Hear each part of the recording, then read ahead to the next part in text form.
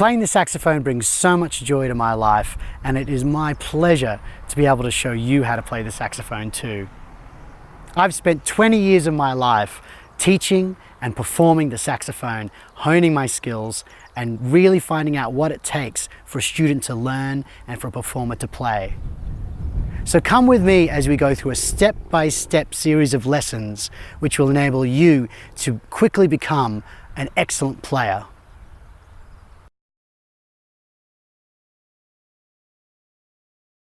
Okay, this is the lesson where we lay down our groundwork before we actually start playing the saxophone, because there's some basic things we need to know about getting our saxophone together and about reading music. So the first thing we're going to go through is our theory, and that's to do with beat, the regular rhythmic pulse of music. Then we're going to learn about a few different notes and how long they go for, note lengths, the semibreve, 4 beats, the minim, 2 beats, and the crotchet, 1 beat. And with these rhythms, we can then put together different rhythms. Okay, then we're going to clap the rhythms. So those are our exercises for this lesson. We're going to clap through some of those rhythms, make sure we really have incorporated how long each one of those notes go for. Then we start to put together our saxophone. We've got saxophone assembly, saxophone disassembly, and cleaning our saxophone. Cleaning is very important to make sure your saxophone is always in top-notch condition. Okay, get to it.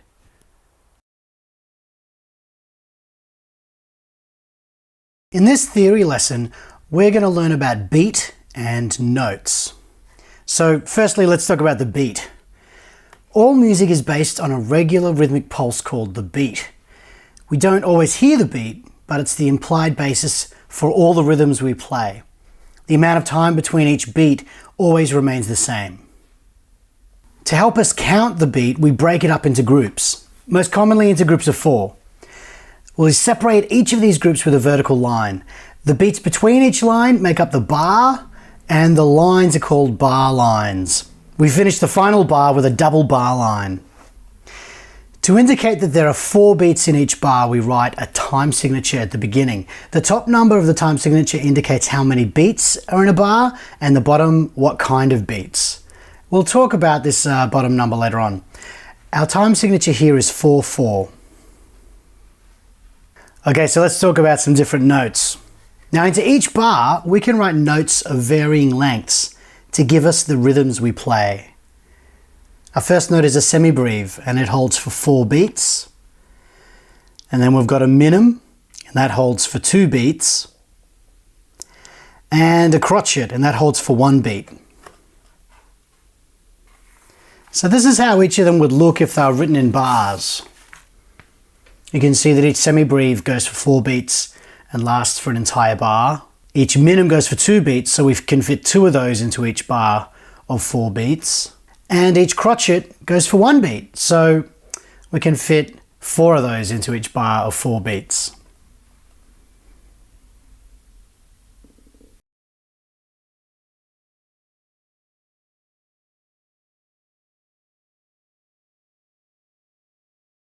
So let's start with number 1.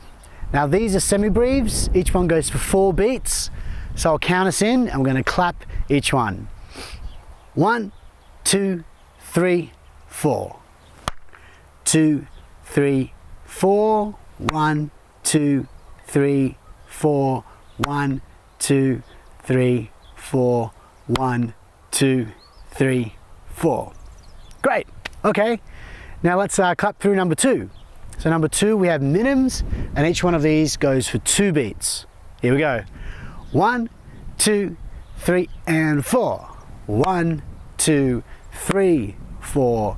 1, 2, 3, 4. 1, 2, 3, 4.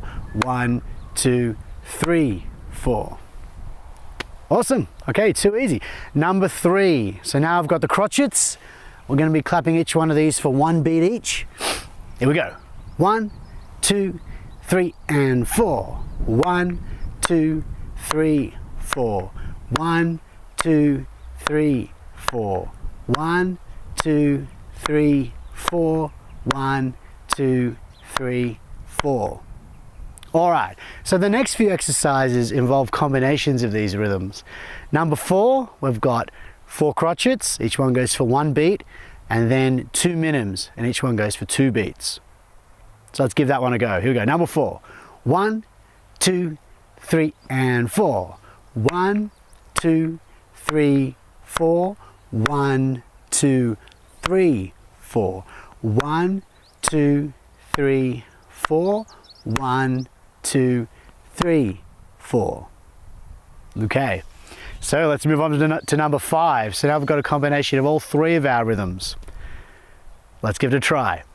1, 2, 3, and 4. 1, 2, 3, 4. 1, 2, 3, 4. 1, 2, 3, 4. 1, 2, 3, 4.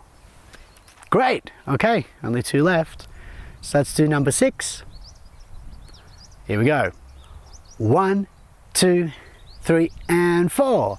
1, 2, 3, 4.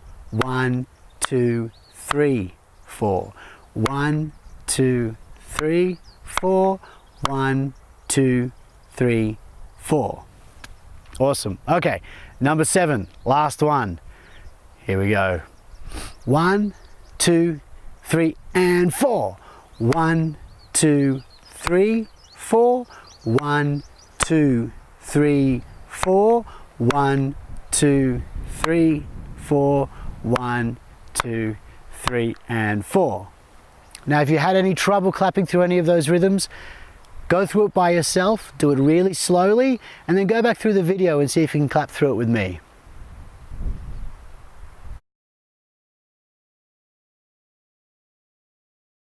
All right, let's talk about putting together our saxophone. So right at the beginning, I want to start with the most important lesson about putting together our saxophone, and it's about this thing, our reed. The reed is the most important part of the instrument because when the reed vibrates against the mouthpiece, it creates the sound, and everything else we do just manipulates that sound. So making sure that we take good care of our reed is of paramount importance. We have to be so careful with the reed. So the first thing is, as we take it out of the case, we have to be very gentle. You may have a different case than this one. And you need to make sure that you only ever touch the reed from the thick end. Never touch the tip of the reed. That's so important. Have a really, really good close look at your reed and you'll see that it has a beautiful, nice curve at the top. And if we hold it flat, we'll see that it's completely flat as well. That's so important to make sure that we don't damage it in any way. If your reed in any way deviates from having a nice flat face, in other words, if it gets wavy or chipped, or if it starts getting discolored at all, it means that the reed is deteriorating and we need to throw it away and get a new one, because that's going to mean that we're going to sound good all the time.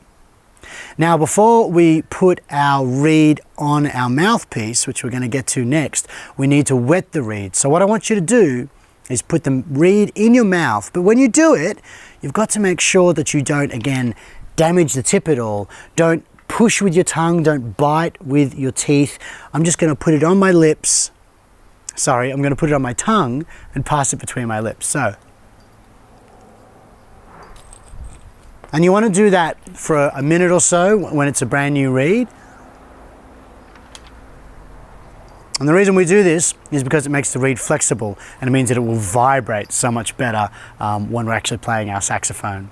Now, lastly, when you put away your reed, make sure that you always put it back in your reed case very, very carefully. Don't leave it on the mouthpiece. If you keep your reeds in good condition, then it means that you're going to sound better and it's going to be easier to play.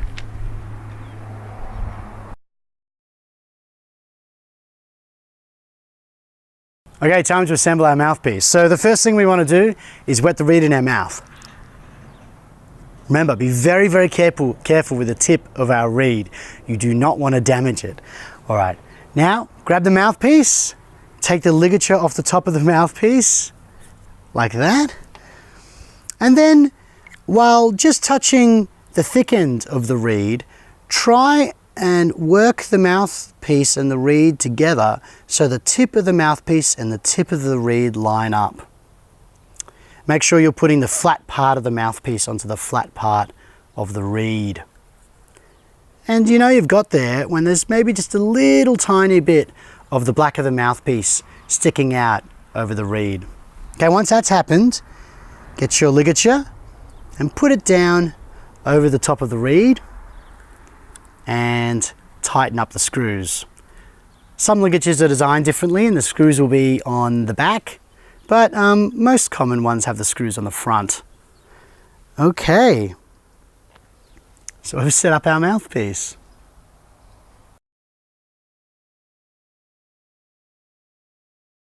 All right, let's put together our saxophone.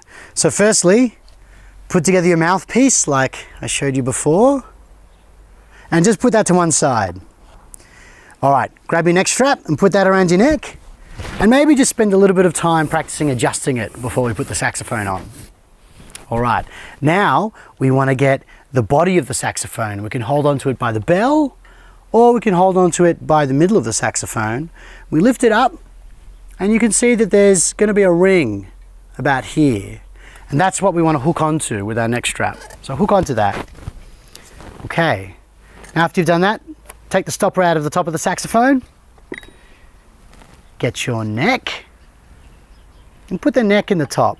Be very careful as you do this, just slide it in. And tighten up the screw on the right-hand side, your right-hand side. You may have another screw. You can ignore that one. That's a lyre holder screw, and that's a little music stand you use for marching band music. But you can just keep that tight all the time. Okay, now get the mouthpiece you've already put together and push that onto the cork, and make sure that the reed is facing down. And you've set up your saxophone. Okay, so when we take apart our saxophone, we do the opposite. Take that mouthpiece off. We want to loosen the screw around the neck and take the neck off. Be very gentle when you do this stuff. Unhook the body of the saxophone and put the stopper back in the top. That centers our saxophone in the case and also protects this little part of the mechanism. And put that back in. Take off your neck strap. Sometimes we can forget that one. And lastly, disassemble your mouthpiece and make sure you put your reed back in its reed case.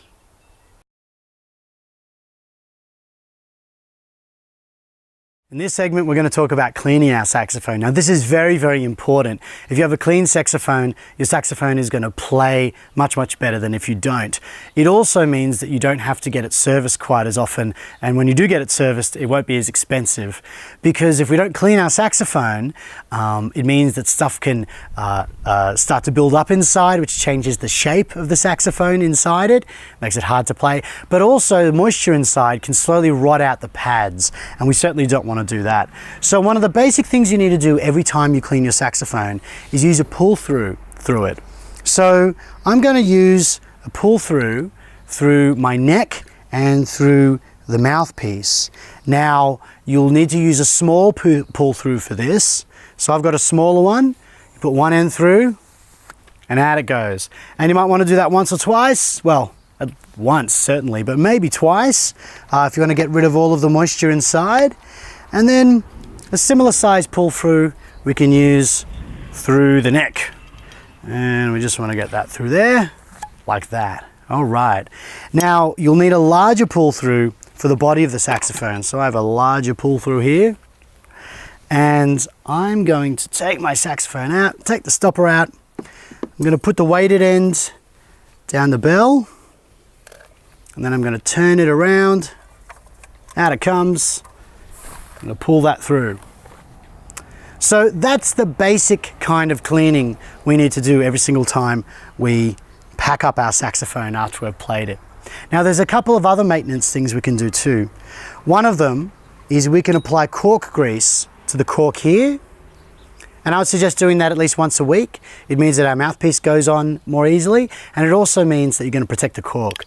We can also put a little bit of cork grease on the other end of the neck if you find you have any trouble putting that neck on the end of the saxophone. If you make sure that you keep your instrument cleaned regularly and serviced about once every 6 to 12 months, then it's going to play the best that it can.